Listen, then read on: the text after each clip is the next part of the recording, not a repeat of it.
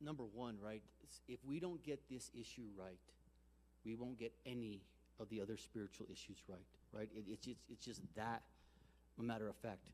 As we open up the Bible in the book of Genesis, chapter 1, verse 26, the Bible's very clear, right, when God says, let us now make man on that sixth day of creation in our image and after our likeness, right? And we go through that whole creation account, that male and female, he created them in his image.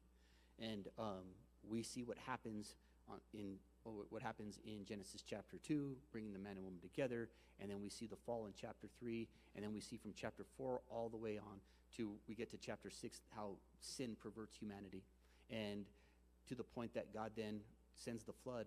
But when God brings Noah out of the ark, he reiterates this fact that if man sheds blood, by man's blood his blood should be shed, because in the image of God they were created. This is not, again, a political thing. This is a spiritual thing, and if we can't get this right, we're going to get everything else wrong. And you see that thing, you see this playing out right before our eyes in our nation and around the world as we speak, right? You hear a lot of people quoting the words of Jesus that say the two greatest commandments are to what?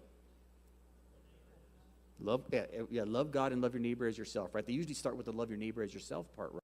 And so again, if we don't understand that again, to love God is to love the things he loves, and to literally uphold the things that he wants us to uphold, how can we love our neighbor if we don't value that neighbor's life? That's right. And so what I want us to walk away here is with a correct theology about life.